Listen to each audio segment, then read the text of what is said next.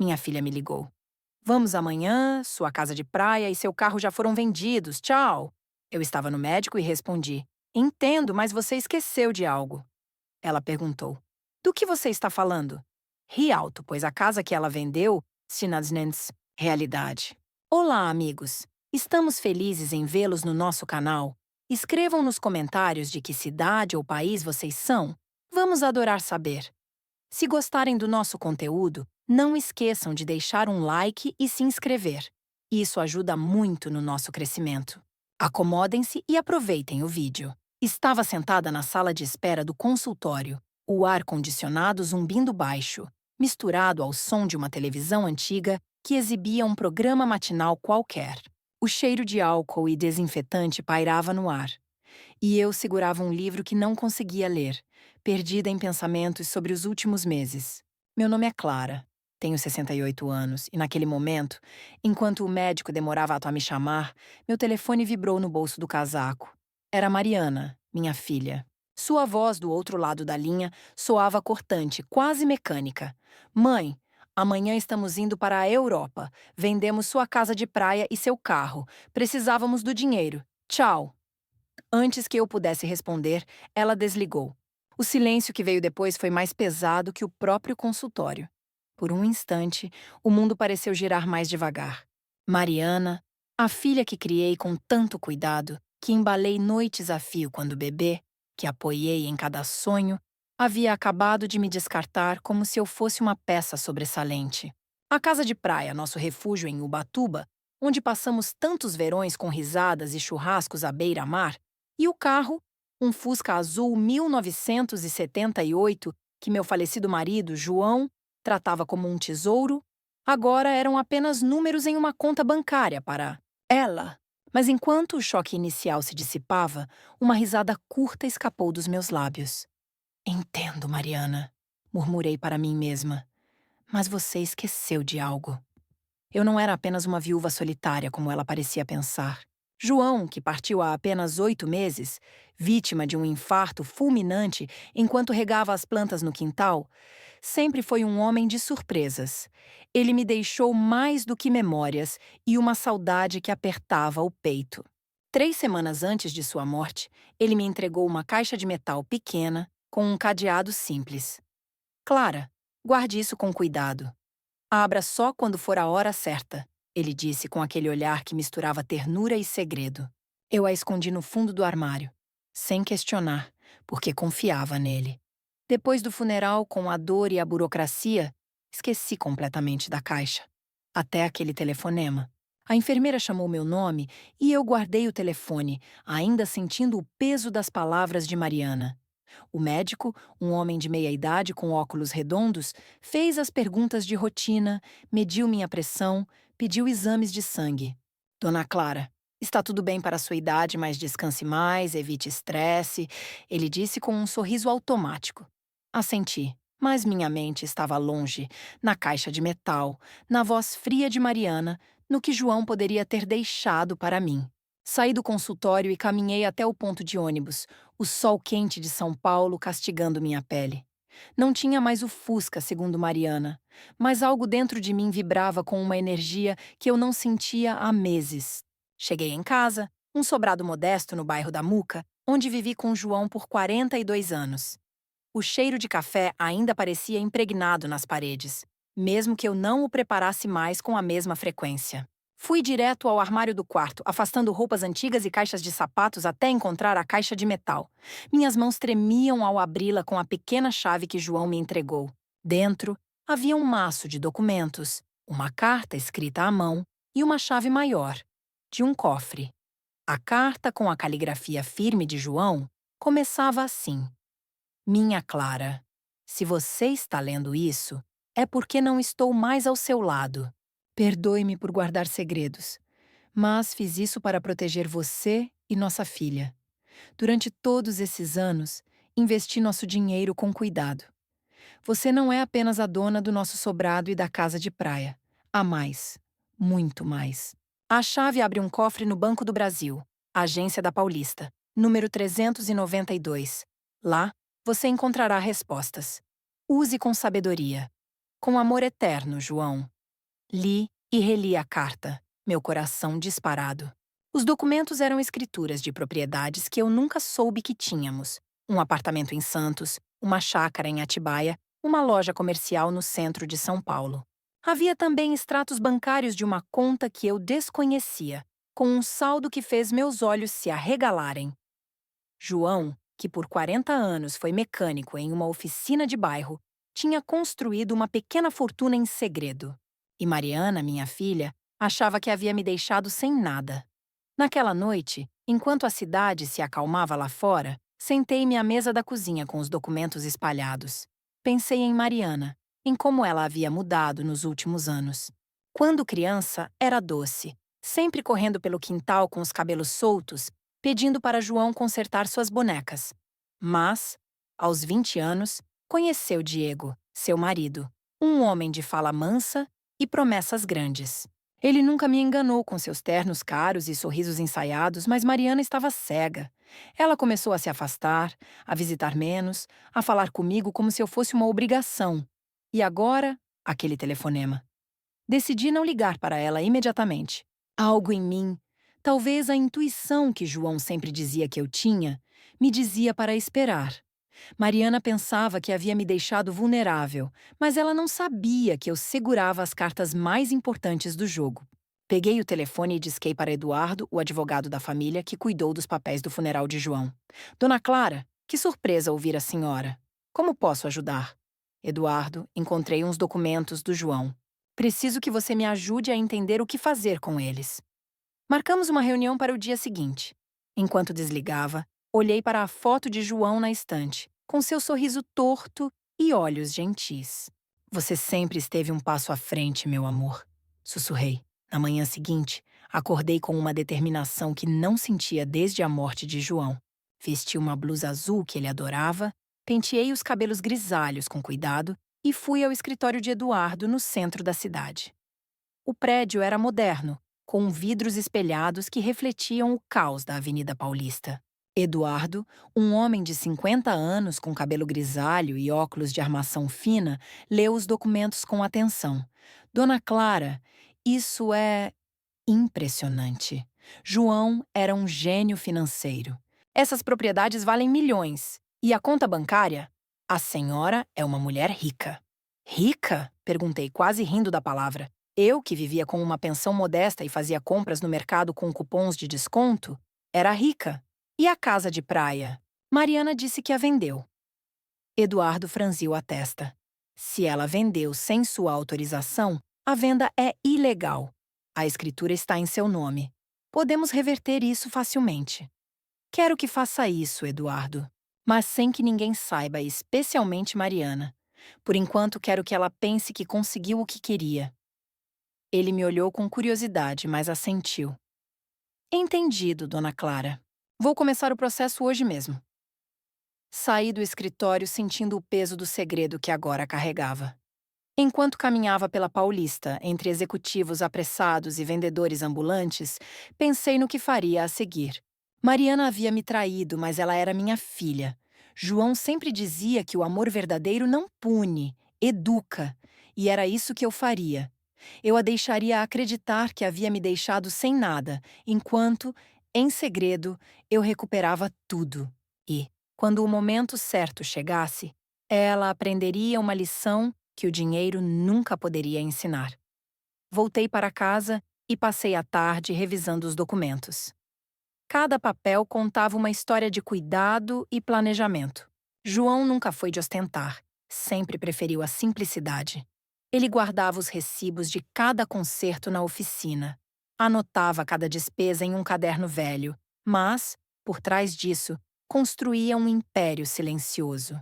A chácara em Atibaia, por exemplo, era alugada para eventos, gerando uma renda mensal que eu nunca soube que existia. A loja no centro estava alugada para uma rede de farmácias, com um contrato de longo prazo.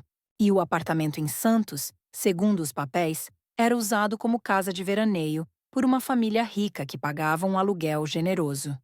Enquanto organizava os papéis, o telefone tocou novamente. Era Mariana, mas agora sua voz soava diferente, quase hesitante.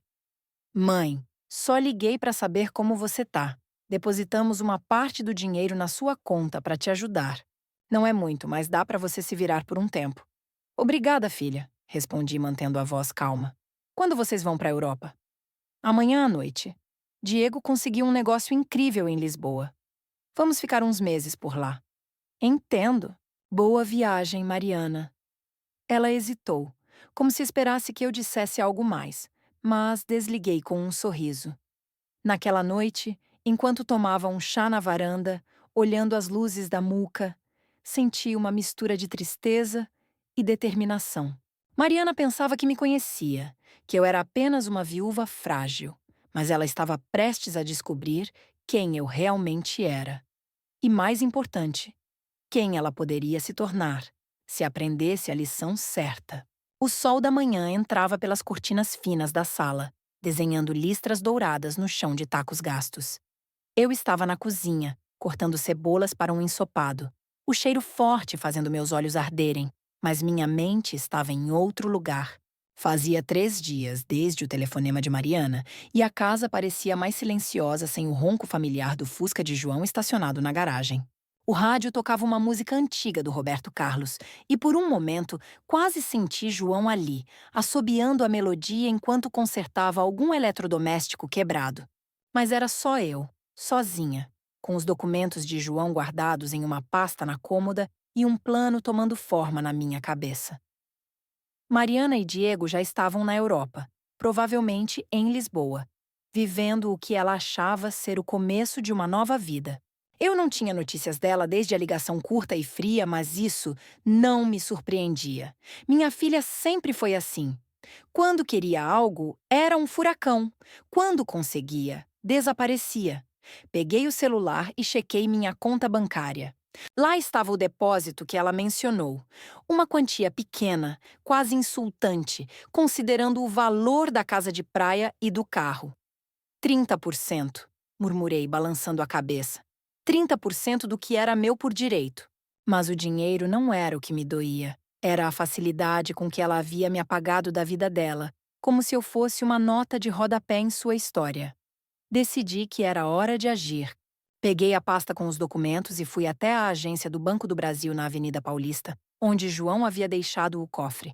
O trânsito de São Paulo estava caótico, como sempre, com buzinas e motos cortando entre os carros. No ônibus, sentei-me ao lado de uma mulher jovem que digitava furiosamente no celular, o rosto tenso. Por um momento, pensei em Mariana, imaginando-a em um café chique em Lisboa, planejando seu futuro sem mim. Chegando ao banco, um funcionário de terno impecável me levou até a sala dos cofres. A chave que João deixou encaixou perfeitamente no número 392, e o cofre se abriu com um clique suave. Dentro, havia mais documentos, um caderno de anotações com a caligrafia de João e um pequeno estojo de veludo. Abri o caderno primeiro. Era um diário financeiro, meticulosamente organizado, detalhando cada investimento que ele fez ao longo de 30 anos. Havia registros de compras de imóveis, ações em pequenas empresas locais e até uma participação em um restaurante em Santos que eu nem sabia que existia. No final, uma nota curta. Clara, tudo isso é para você e Mariana. Mas cuidado com ela. Nossa filha tem o coração bom, mas às vezes se deixa levar por ilusões. Proteja-a, mas ensine-a. O estojo de veludo continha um colar de pérolas. Simples, mas elegante, que João me deu no nosso 10º aniversário de casamento. Eu o guardei no bolso, sentindo um aperto no peito. Voltei para casa com a mente fervilhando. João não apenas construiu uma fortuna, mas também deixou um mapa para que eu a gerisse com sabedoria. Ele conhecia Mariana melhor do que eu queria admitir. Ela sempre foi sonhadora, impulsiva, atraída por promessas brilhantes. Diego, com seu charme de vendedor, era exatamente o tipo de ilusão que João temia. Decidi ligar para Eduardo novamente. Eduardo já foi ao banco, encontrei mais coisas. Quero que você investigue Diego. Algo me diz que ele está por trás da venda da casa e do carro. Entendido, dona Clara. Vou verificar os registros e as transações. Se houver algo irregular, descobriremos. Enquanto esperava notícias de Eduardo, comecei a retomar o controle da minha vida. Fui ao mercado, comprei mantimentos, conversei com os vizinhos. Dona Lúcia, a padeira da esquina, me perguntou com aquele tom de pena que eu já conhecia bem. Clara, é verdade que Mariana foi para a Europa e vendeu sua casa de praia? Como você está lidando com isso? Sorri, mantendo a fachada de viúva frágil.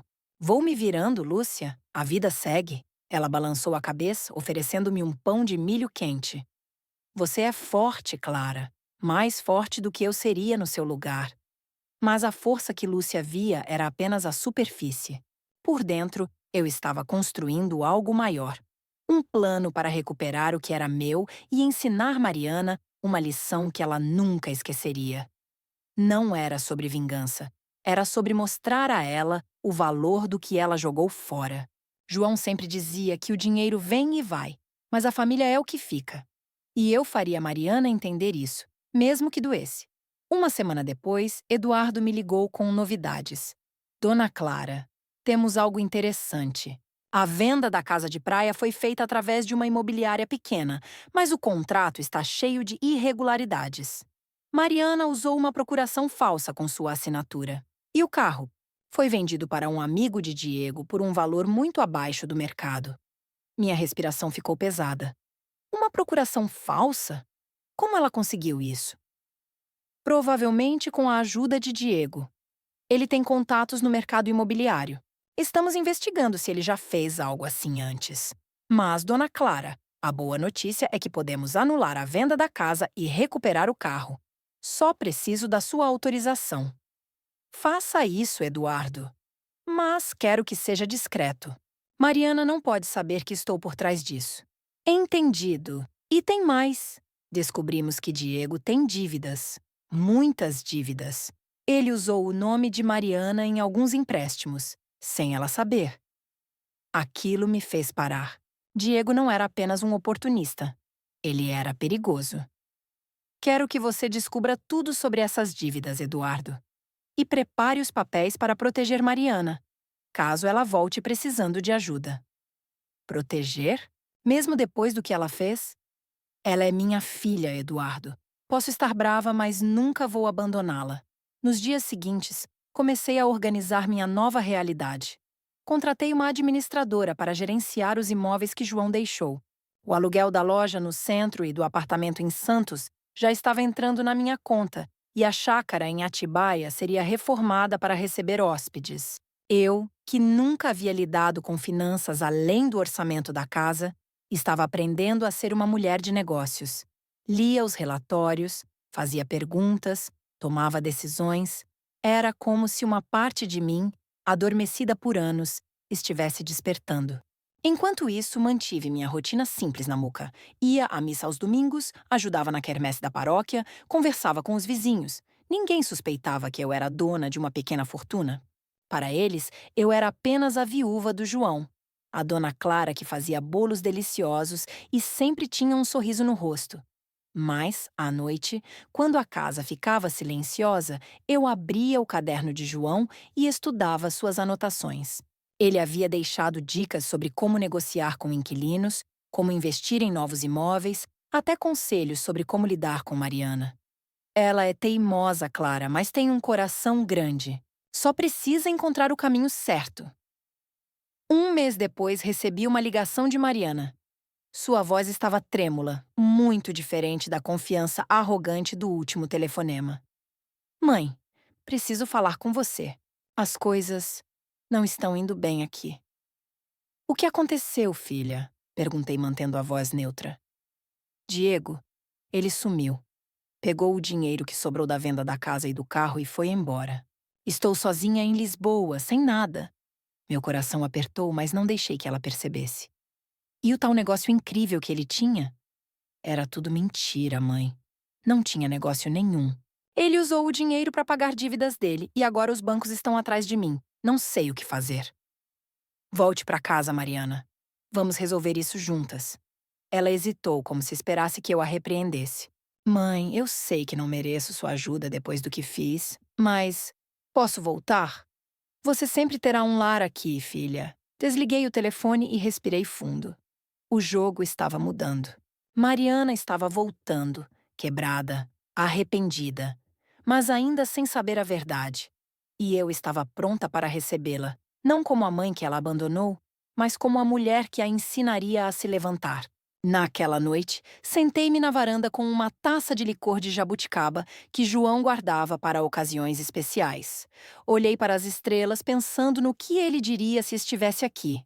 Você está fazendo certo, Clara, imaginei sua voz grave dizendo. Mas vá com calma. Ela precisa aprender, mas também precisa de você. Sorri, sentindo a brisa fresca da noite. Mariana estava voltando, e eu estava pronta para a próxima etapa do meu plano. Não era sobre dinheiro ou propriedades, era sobre reconstruir o que realmente importava: a confiança, o respeito e o amor entre uma mãe e sua filha. A chuva caía fina e constante, tamborilando no telhado do sobrado enquanto eu arrumava o quarto de hóspedes para Mariana. Era estranho tocar nas coisas dela. Uma colcha de crochê que ela adorava quando criança, um ursinho de pelúcia esquecido no armário, uma foto emoldurada de nós três na praia, sorrindo sob o sol de Ubatuba. Fazia uma semana desde a ligação de Mariana, e ela estava a caminho de casa, voltando de Lisboa, com nada além de uma mala e um coração partido. Eu sabia que ela estava quebrada, não só financeiramente, mas emocionalmente. E, embora uma parte de mim doesse por ela, outra parte, aquela que havia lido a carta de João e descoberto sua traição, estava firme, pronta para guiá-la por um caminho que ela nunca esperaria. Enquanto dobrava os lençóis, pensei no que Eduardo me contou no dia anterior. Ele havia descoberto mais sobre Diego. O homem não era apenas um oportunista, mas um golpista profissional. Ele já tinha um histórico de fraudes em São Paulo, usando documentos falsificados para conseguir empréstimos e enganar parceiros de negócios. A procuração que Mariana assinou, pensando que era para facilitar as coisas, após a morte de João, foi manipulada por Diego para vender a casa de praia e o Fusca. Dona Clara, ele é esperto, Eduardo disse, ajustando os óculos. Mas não tão esperto quanto João. Seus documentos são a prova de falhas. Podemos recuperar tudo e, se quiser, processar Diego por fraude. Sem processos por enquanto, respondi. Quero que Mariana veja as consequências das escolhas dela antes de qualquer coisa. Eduardo ergueu uma sobrancelha, mas não questionou. Ele já havia começado a reverter a venda da casa de praia. E o Fusca, segundo ele, estava com um comprador que concordou em devolvê-lo por uma pequena compensação. E as dívidas de Diego? Perguntei. Mariana está sendo cobrada por elas? Sim, ele confirmou.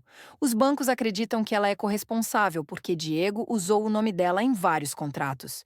Mas temos provas de que ela foi enganada. Podemos isentá-la se a senhora quiser. Quero, Eduardo. Mas só quando eu der o sinal. Por enquanto, deixe ela pensar que está sozinha. O interfone tocou, arrancando-me dos meus pensamentos. Era a Mariana. Abri a porta e lá estava ela, encharcada pela chuva, os cabelos grudados no rosto, segurando uma mala surrada. Seus olhos estavam fundos e ela parecia menor, como se o peso do mundo tivesse roubado um pedaço dela. Mãe, ela disse, a voz rouca, e caiu nos meus braços. Não era o abraço de uma filha arrogante, mas de alguém que não sabia mais para onde ir. Entre, filha. Vamos tirar essa roupa molhada e tomar um café. Ela assentiu, sem dizer muito, e seguiu-me até a cozinha. Enquanto o café coava, Mariana sentou-se à mesa, os ombros curvados. Mãe, eu não sei nem por onde começar. Fiz tudo errado. Tudo. Sua voz tremia, e eu vi lágrimas se formarem, mas me mantive firme, servindo o café em silêncio. O que aconteceu em Lisboa, Mariana? Perguntei sentando-me à sua frente. Ela respirou fundo, como se as palavras fossem pedras pesadas. Diego me convenceu que tínhamos uma oportunidade de ouro, um negócio de importação de vinhos. Ele disse que a casa de praia e o carro eram o capital inicial, que era temporário, que recuperaríamos tudo. Eu acreditei nele, mãe. Assinei tudo que ele me deu sem nem ler direito. E depois? Perguntei, mantendo a voz neutra, embora meu coração doesse ao ouvi-la. Depois ele começou a mudar. Ficava nervoso, saía sozinho, dizia que estava fechando contratos. Uma noite, ele simplesmente não voltou. Deixou uma carta dizendo que precisava resolver umas coisas e que o dinheiro tinha acabado. Quando fui ao banco, descobri que ele tinha usado meu nome para empréstimos. Devo mais de 300 mil reais, mãe. E agora recebi uma notificação dizendo que o apartamento onde morávamos não é nosso. Não sei como isso é possível. Eu queria contar a verdade ali mesmo. Dizer que o apartamento, a casa de praia, o carro, tudo era meu. Que João havia me deixado uma fortuna, que ela não precisava se preocupar. Mas segurei as palavras. Mariana precisava sentir o peso das suas escolhas antes de receber qualquer alívio. Vamos resolver isso juntas, filha. Foi tudo o que disse.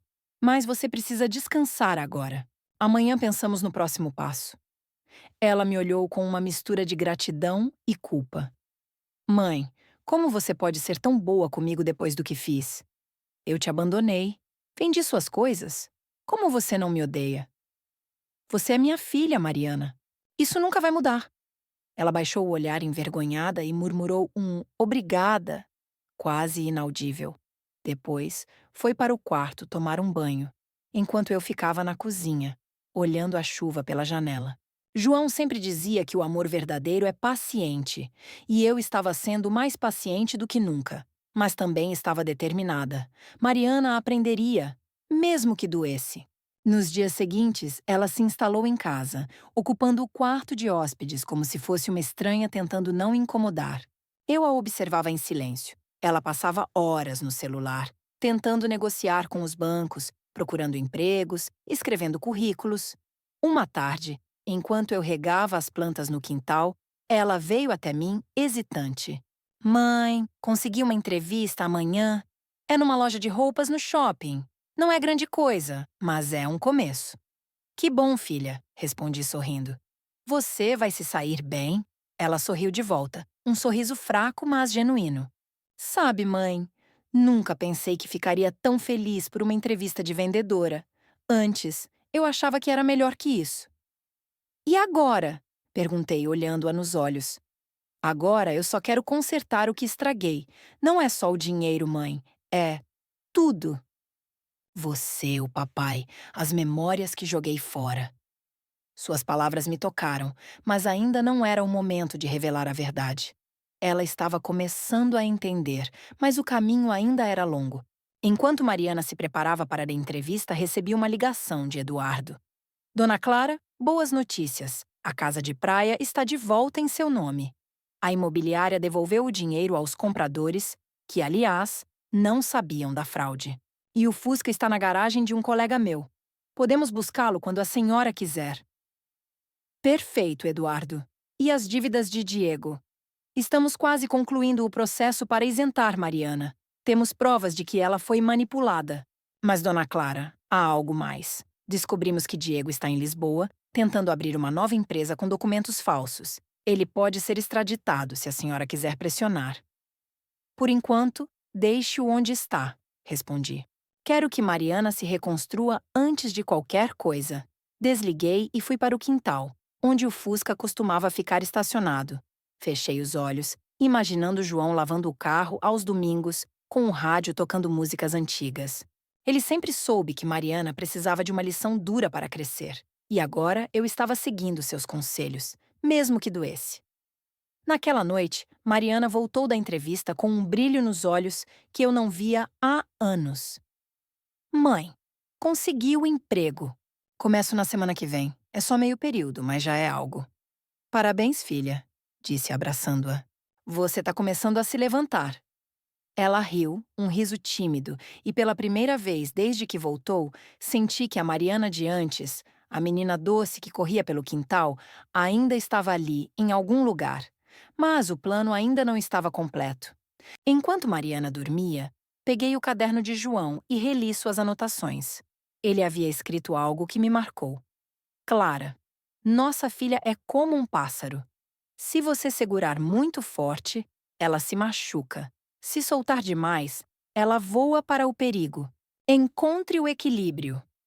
Eu estava encontrando esse equilíbrio, mas sabia que o próximo passo seria o mais difícil. Mariana precisava enfrentar a verdade sobre o que ela havia feito, e eu precisava mostrar a ela que o amor de uma mãe pode ser firme e gentil ao mesmo tempo. O aroma de pão caseiro se espalhava pela casa, misturando-se ao som suave da rádio que tocava uma bossa nova antiga. Era uma manhã de sábado, e eu estava na cozinha, sovando a massa com as mãos, como fazia com João nos fins de semana. Mariana ainda dormia no quarto de hóspedes, exausta de sua primeira semana trabalhando na loja de roupas no shopping. Eu podia ouvir seus passos leves pela casa à noite, quando ela voltava do turno, tentando não fazer barulho para não me acordar. Mas eu não dormia tão profundamente assim. Cada noite, enquanto a casa se aquietava, eu pensava no próximo passo do meu plano, na carta de João, no que ele queria que eu fizesse com Mariana. Desde que ela voltou de Lisboa, há 2 semanas, algo nela havia mudado. Não era mais a mulher arrogante que me ligou do consultório, anunciando a venda da casa de praia e do Fusca com frieza. Agora, ela se movia com cuidado, como se estivesse pisando em um terreno frágil, tentando reconstruir não só sua vida, mas também nossa relação. Eu via isso nos pequenos gestos. A maneira como ela insistia em lavar a louça depois do jantar, como perguntava sobre meu dia com um interesse genuíno, como se sentava comigo na varanda para tomar chá e conversar sobre coisas banais. Mas, por trás dos meus sorrisos e respostas gentis, eu carregava o peso do segredo que João me deixou. E sabia que o momento de revelá-lo estava se aproximando. Naquela manhã, enquanto o pão assava, recebi uma mensagem de Eduardo no celular. Dona Clara, tudo pronto. A casa de praia está oficialmente em seu nome e o Fusca foi devolvido. Está na minha garagem, esperando suas instruções. Sobre as dívidas de Diego, temos todas as provas para isentar Mariana. Só preciso do seu sinal para prosseguir. Respondi rapidamente. Obrigada, Eduardo. Mantenha tudo em segredo por mais um pouco. Quero falar com Mariana primeiro. Guardei o celular e tirei o pão do forno, o cheiro quente e reconfortante enchendo a cozinha. Era hora de começar a próxima fase. Mariana apareceu na porta, ainda de pijama, os cabelos bagunçados e o rosto marcado pelo sono. Mãe, que cheiro bom, ela disse sorrindo timidamente. Pão caseiro? Você não fazia isso sei lá, desde que eu era pequena. Às vezes, sinto saudade de como as coisas eram, respondi, cortando uma fatia e colocando-a num prato para ela. Senta, vamos tomar café juntas. Ela se sentou, mordendo o pão com um suspiro de satisfação. Mãe, esses dias no trabalho têm sido duros, mas, sei lá, me sinto viva, como se estivesse fazendo algo por mim mesma pela primeira vez em anos. Fico feliz em ouvir isso, filha, disse, servindo café para nós duas. E como estão as coisas com os bancos? Alguma novidade? Ela baixou o olhar, o sorriso desvanecendo. Eles continuam ligando. Disseram que vão penhorar o apartamento onde eu morava com Diego se eu não pagar pelo menos uma parte da dívida. Mas com o salário da loja, não sei como vou fazer isso. Sua voz tremia, e eu via a angústia voltando aos seus olhos. Você já pensou em falar com um advogado? Perguntei, mantendo a voz calma. Mãe, eu não tenho dinheiro para isso. E, para ser honesta, tenho vergonha. Não quero que ninguém saiba o quanto eu fui burra. Você não foi burra, Mariana. Você confiou na pessoa errada.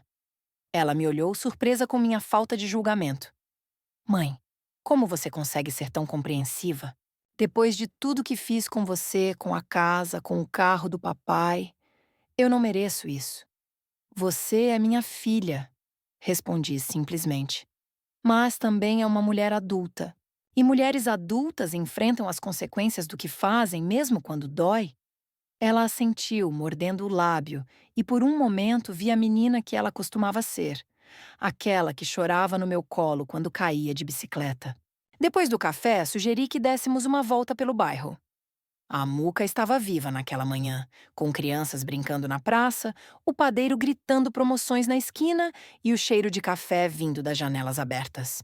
Caminhávamos em silêncio até que Mariana parou em frente à garagem onde o Fusca costumava ficar. Sinto falta dele, mãe. Não só do carro, mas do papai. Ele ficaria tão decepcionado comigo. Seu pai te amava, Mariana. Ele sempre viu o melhor em você, mesmo quando você não via. Ela enxugou uma lágrima rápida. Eu sei, mas vendi o carro dele, mãe. Como conserto isso? Não respondi imediatamente. Em vez disso, mudei de assunto, falando sobre o tempo, sobre a quermesse da paróquia que aconteceria no próximo fim de semana.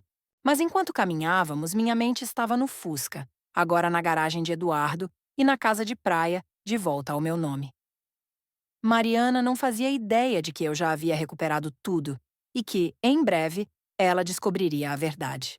Não apenas sobre o que João deixou, mas sobre quem ela poderia se tornar se aprendesse a valorizar o que realmente importava. Naquela tarde, enquanto Mariana estava no shopping para seu turno, recebi outra ligação de Eduardo. Dona Clara, temos uma novidade sobre Diego. Ele foi preso em Lisboa tentando usar documentos falsos para abrir uma conta bancária. A polícia portuguesa está investigando e há uma boa chance de ele ser extraditado para o Brasil por causa das fraudes aqui. E as dívidas de Mariana? Perguntei. Com Diego preso, fica ainda mais fácil provar que ela foi vítima de fraude. Podemos limpar o nome dela em poucas semanas. Perfeito, Eduardo. Mas quero que você prepare uma reunião. Quero que Mariana veja todos os documentos, mas só quando eu estiver pronta. Desliguei e fui para a varanda, onde sentei com uma xícara de chá de camomila, olhando o movimento da rua. Dona Lúcia passou por ali, carregando uma sacola de compras, e acenou. Clara, você tá bem? Tô vendo a Mariana por aí. Parece que ela tá mudada. Ela tá tentando, Lúcia, respondi sorrindo. Às vezes a gente precisa cair para aprender a levantar. Lúcia riu. Você é sábia, Clara, sempre foi. João escolheu bem. Suas palavras me fizeram pensar em João, em como ele sempre confiou em mim para cuidar de Mariana, mesmo quando ela tomava os caminhos errados. Naquela noite, Mariana voltou do trabalho com um olhar cansado, mas determinado. Mãe, conversei com uma colega hoje. Ela disse que conhece um advogado que faz trabalho pro bono para casos como o meu. Acho que vou tentar falar com ele. Boa ideia, filha, disse, escondendo o fato de que eu já tinha tudo sob controle. Mas não se preocupe demais. As coisas vão se resolver. Ela me olhou desconfiada. Você tá muito calma, mãe. Como consegue, com tudo que tá acontecendo? Porque eu confio que tudo tem seu tempo, Mariana. E o seu tempo de aprender está chegando. Os dias seguintes foram uma mistura de rotina e expectativa. Mariana trabalhava, eu cuidava da casa e, em segredo, me encontrava com Eduardo para revisar os detalhes do plano. Ele havia preparado uma pasta com todos os documentos, as escrituras dos imóveis, os extratos bancários, as provas da fraude de Diego. Dona Clara, quando a senhora quiser, posso chamar Mariana para uma reunião. Ela vai ficar chocada quando souber a verdade. Logo, Eduardo, respondi. Mas primeiro, quero que ela sinta que está se reconstruindo sozinha. É importante. Uma noite, enquanto jantávamos juntas, um arroz com feijão simples, como João gostava, Mariana me surpreendeu. Mãe, decidi uma coisa. Vou vender o anel que Diego me deu. Não é muito valioso, mas pode ajudar a pagar pelo menos uma parte da dívida. Não quero mais nada que me lembre dele. Olhei para ela impressionada. Você tem certeza, filha? É uma lembrança do seu casamento. Não era um casamento, mãe. Era uma mentira. E quero começar do zero, sem carregar o passado. Pela primeira vez, senti que Mariana estava realmente mudando. Não só por necessidade, mas por escolha. Naquela noite, enquanto ela dormia, peguei o colar de pérolas que encontrei no cofre de João e o segurei contra a luz. Era simples, mas carregava uma história de amor e cuidado. João sempre soube que Mariana precisaria de uma lição dura para encontrar seu caminho, e eu estava começando a ver que ele tinha razão. Mas o próximo passo seria o mais delicado. Eu precisava mostrar a Mariana a verdade sobre a fortuna de João, sobre a fraude dela e de Diego e sobre o amor que, mesmo depois de tudo, eu ainda tinha por ela. E precisava fazer isso de um jeito que não a destruísse, mas a reconstruísse.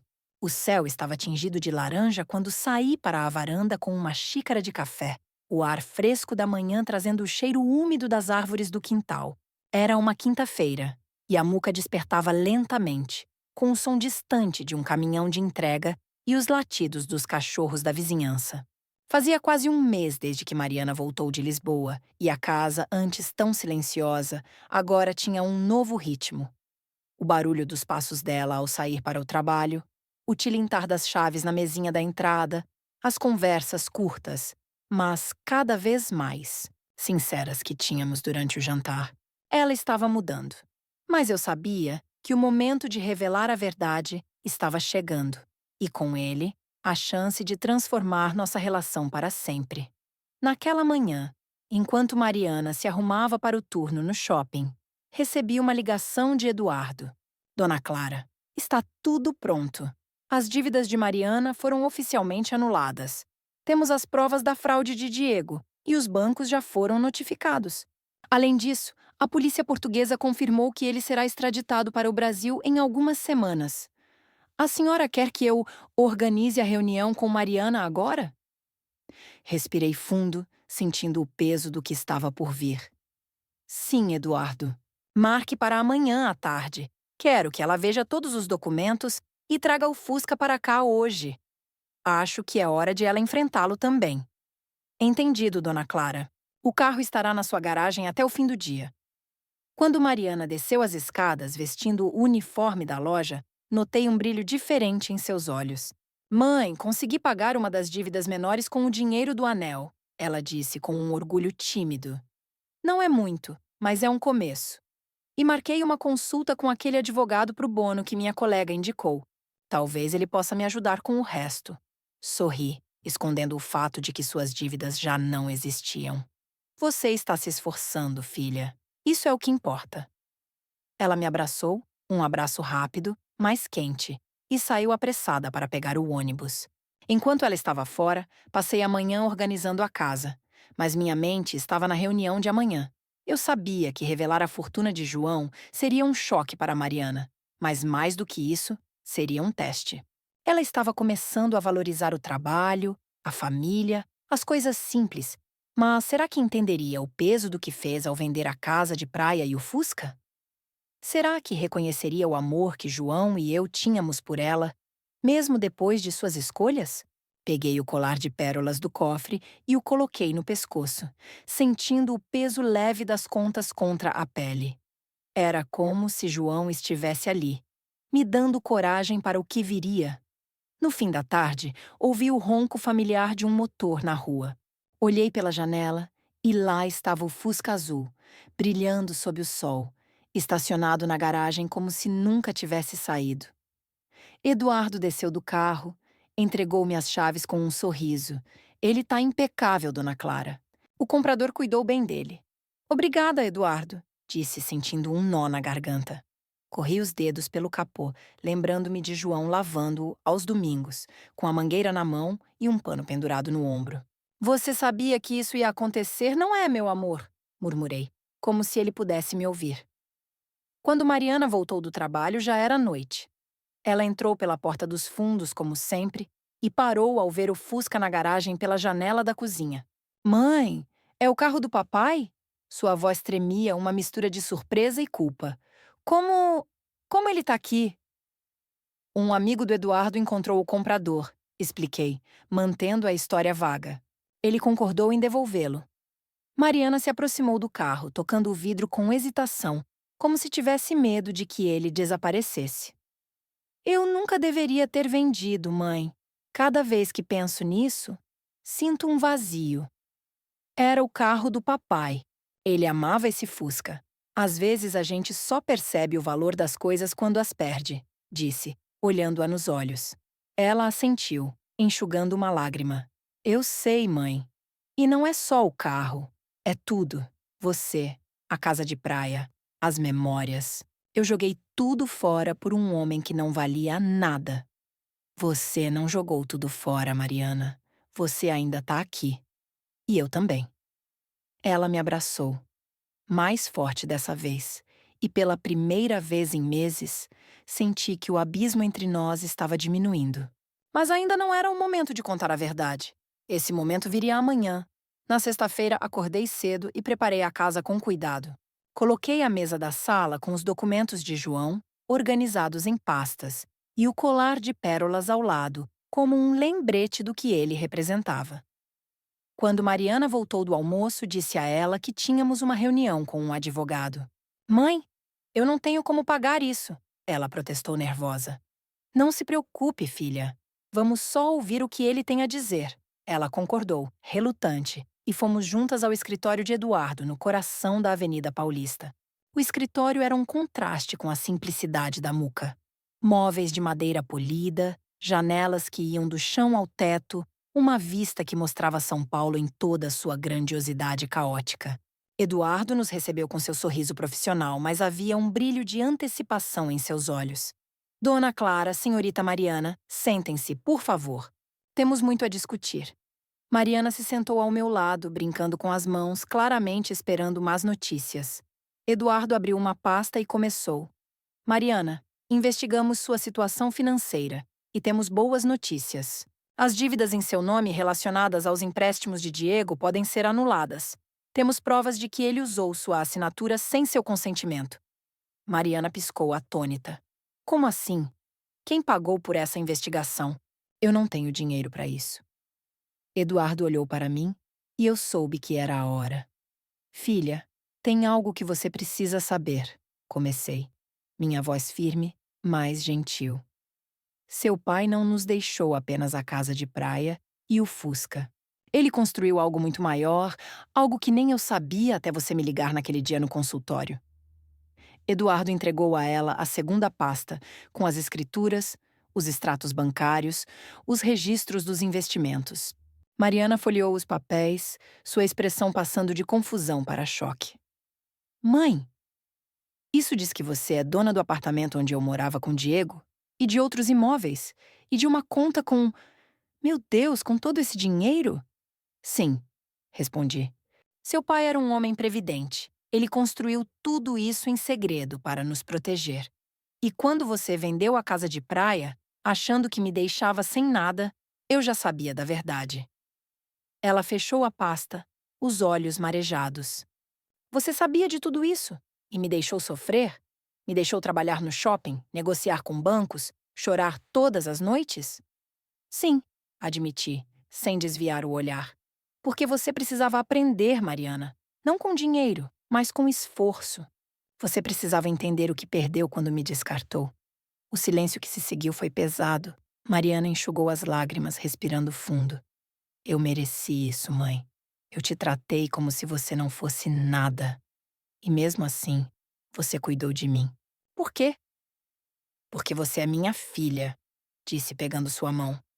E porque seu pai me ensinou que o amor verdadeiro não é sobre dar tudo, mas sobre ensinar a valorizar o que realmente importa. Eduardo interveio, suavizando o momento. Mariana, sua mãe pagou todas as despesas legais para limpar seu nome. Você está livre das dívidas. E a casa de praia e o Fusca já estão de volta. Mariana olhou para mim, o rosto uma mistura de gratidão e vergonha. Mãe, eu não sei como te agradecer. Ou como me perdoar. Você não precisa me agradecer, filha, mas precisa se perdoar. E precisa decidir quem você quer ser, agora. Saímos do escritório em silêncio. Mas algo havia mudado. Não éramos mais a mãe traída e a filha arrependida. Éramos duas mulheres começando a se entender, a se escolher de novo. Naquela noite, sentamos na varanda com o Fusca brilhando na garagem sob a luz da lua. Mariana segurava uma xícara de chá, os olhos fixos no horizonte. Mãe, quero fazer algo com essa casa de praia. Algo que honre o papai. Talvez transformar em um espaço para famílias que precisam de um lugar para recomeçar. Sorri, sentindo João em cada palavra dela. É uma ideia linda, filha. Vamos fazer isso juntas. E pela primeira vez em meses, senti que estávamos no caminho certo.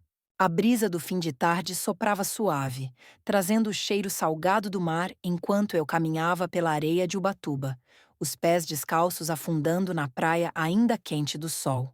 Mariana estava ao meu lado, carregando uma caixa de madeira com ferramentas que havíamos trazido de casa. Fazia 3 meses desde a reunião no escritório de Eduardo, e a casa de praia, agora oficialmente nossa novamente, estava prestes a ganhar uma nova vida. A ideia de Mariana de transformá-la em um abrigo para famílias em situação de vulnerabilidade havia tomado forma, e hoje era o dia de começar as reformas. O céu estava claro, com tons de rosa e roxo se misturando no horizonte, e por um momento Senti João ali, como se ele estivesse sorrindo para nós duas. Olha, mãe, ali vai ser a sala de convivência, disse Mariana, apontando para o terraço onde João costumava grelhar peixes nos verões. Quero colocar umas mesas grandes, cadeiras confortáveis, talvez até uma estante com livros para as crianças. Ela falava com entusiasmo, os olhos brilhando com uma energia que eu não via desde que era pequena, quando construía castelos de areia e sonhava em ser arquiteta. É uma visão linda, filha, respondi, colocando a mão em seu ombro. Seu pai ficaria orgulhoso. Ela sorriu, um sorriso que misturava gratidão e uma pontada de tristeza. Espero que sim, mãe. Espero que ele veja que estou tentando consertar as coisas. Os últimos meses haviam sido uma montanha-russa. Depois da revelação no escritório de Eduardo, Mariana passou por um período de silêncio, processando tudo. A fortuna que João deixou, a fraude de Diego, o fato de que eu a deixei enfrentar as consequências de suas escolhas antes de intervir. Mas aos poucos ela começou a se abrir. Durante os jantares na varanda, ela contava histórias do trabalho na loja, das colegas que a apoiavam, das pequenas vitórias que conquistava, como pagar uma conta com o próprio salário ou ajudar uma cliente idosa a escolher um vestido. E, em cada conversa, eu via a mulher que ela estava se tornando. Alguém que valorizava o esforço, a família e, acima de tudo, a si mesma. Enquanto descarregávamos as ferramentas, um carro estacionou na entrada da casa. Era Eduardo trazendo os papéis finais do processo contra Diego. Ele desceu, ajustando os óculos com uma pasta na mão. Dona Clara, Mariana, tudo certo por aqui? Perguntou sorrindo. Tudo ótimo, Eduardo, respondi, apontando para a casa. Estamos começando a dar vida ao projeto da Mariana. Ele olhou para ela com admiração. Ouvi falar do abrigo. É uma ideia incrível, Mariana. Você está fazendo algo que vai mudar vidas. Ela corou, ainda não acostumada a elogios sinceros. Obrigada, Eduardo. É o mínimo que posso fazer depois de tudo. Ele entregou a pasta para mim. Última atualização. Diego foi extraditado para o Brasil na semana passada. Está detido, aguardando julgamento. Todas as dívidas fraudulentas em seu nome, Mariana, foram oficialmente canceladas. Você está completamente livre. Mariana respirou fundo, como se um peso invisível tivesse sido tirado de seus ombros. Obrigada, Eduardo. E, mãe, obrigada por tudo. Sei que você foi quem fez isso acontecer. Eu apenas assenti, sentindo um calor no peito. Você também fez sua parte, filha. Não esqueça disso. Eduardo se despediu, e Mariana e eu começamos a trabalhar na casa. Pintamos as paredes do quarto principal, que seria transformado em um dormitório para mães e filhos. Enquanto passávamos o rolo de tinta, Mariana começou a falar, algo que ela fazia mais agora, como se quisesse compensar os anos de silêncio entre nós. Mãe, sabe o que mais me marcou nesses últimos meses? Não foi só descobrir que você e o papai tinham todo esse dinheiro, foi perceber o quanto eu te machuquei e como você, mesmo assim, nunca desistiu de mim. Parei de pintar, olhando-a nos olhos. Filha, o amor de uma mãe não desiste. Mas ele também não facilita. Você precisava encontrar seu próprio caminho. Ela enxugou uma lágrima, rindo para disfarçar. Você é mais forte do que eu jamais serei, mãe. E o papai? Ele sabia disso. Sabia que você ia me salvar, mas do jeito certo. Ele sabia de muitas coisas, respondi, pensando no caderno de João, nas anotações que guiaram cada passo que dei.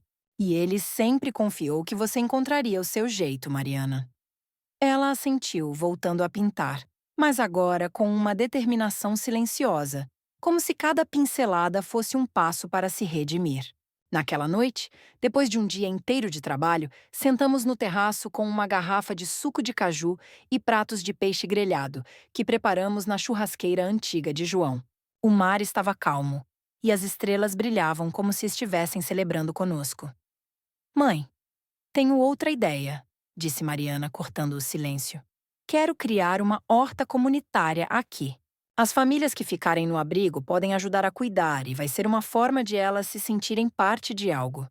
É perfeito, filha, respondi, imaginando o jardim que João plantava com tanto cuidado. E podemos usar os lucros dos outros imóveis para financiar isso. Talvez até contratar uma equipe para ajudar no abrigo. Mariana me olhou surpresa. Você tá mesmo entrando de cabeça nisso, né? Claro, disse rindo. Seu pai me deixou um império, filha. E impérios são feitos para construir coisas boas. Ela riu também, e pela primeira vez em anos, foi um riso leve, sem o peso da culpa ou do medo. Sabe, mãe, às vezes penso no que teria acontecido se eu não tivesse voltado. Se eu tivesse continuado correndo atrás do Diego, das promessas dele, acho que teria me perdido de vez. Mas você voltou, disse pegando sua mão. E agora tá aqui, construindo algo novo. Os dias seguintes foram de trabalho intenso.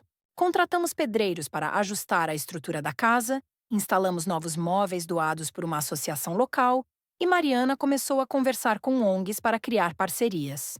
Ela também manteve o emprego na loja, dizendo que queria continuar com os pés no chão. Dona Lúcia, a padeira da Muca, veio nos visitar em Ubatuba um dia, trazendo um cesto de pães caseiros. Clara, sua filha tá diferente, ela disse enquanto olhávamos Mariana organizando caixas no quintal. Ela tá brilhando. Não é só o trabalho. É como se ela tivesse encontrado um propósito. Ela encontrou, Lúcia, respondi, sentindo orgulho. E acho que eu também. Porque ao ajudar Mariana a se reconstruir, eu também me redescobri. Não era mais apenas a viúva do João, a mãe traída, a dona de casa da Muca. Eu era Clara, uma mulher que aprendeu a gerenciar uma fortuna, a liderar um projeto social, a ensinar sua filha a ser melhor. E, acima de tudo, uma mulher que honrava o legado de João. Meses depois, o abrigo estava quase pronto. No dia da inauguração, uma pequena multidão se reuniu na casa de praia. Vizinhos de Ubatuba, amigos da Muca, representantes das ONGs parceiras. Mariana fez um discurso curto, sua voz firme, mas emocionada. Essa casa era o refúgio da minha família, ela disse olhando para mim. E agora vai ser um refúgio para outras famílias, para mães e filhos que precisam de um lugar para recomeçar. Isso é por causa do meu pai, que construiu tudo isso com amor, e da minha mãe, que me ensinou o que o amor realmente significa. Quando ela terminou, a multidão aplaudiu, e eu senti lágrimas escorrendo pelo meu rosto. Não eram lágrimas de tristeza, mas de plenitude. Mais tarde, enquanto servíamos bolo e suco para os convidados, Mariana me puxou para um canto. Mãe, quero te dar uma coisa. Ela tirou do bolso um colar simples, com um pingente em forma de coração. Fiz com o dinheiro do meu primeiro salário. Não é nada chique, mas é de coração. Coloquei o colar, sentindo o peso leve do pingente contra o peito, ao lado das pérolas de João. É perfeito, filha, disse, abraçando-a. Naquela noite, quando todos foram embora, sentei-me sozinha no terraço, olhando o mar. Peguei o caderno de João, que agora guardava na mesinha de cabeceira, e li sua última anotação. Clara, você e Mariana são minha maior riqueza. Cuide dela, mas cuide de você também. Vocês duas são mais fortes do que imaginam. Fechei o caderno, sentindo ele ali, no vento, no som das ondas, no calor do colar que Mariana me deu. Conseguimos, meu amor, sussurrei. Ela aprendeu, e eu também. A justiça não veio como vingança, mas como um caminho de aprendizado. Mariana não apenas recuperou a casa de praia e o Fusca, ela recuperou a si mesma. E eu, que pensei que havia perdido tudo com a morte de João, descobri que ele me deixou o maior presente: a chance de reconstruir nossa família. Não com dinheiro, mas com amor, respeito e propósito. Enquanto as estrelas brilhavam sobre Ubatuba, senti que finalmente estávamos em casa.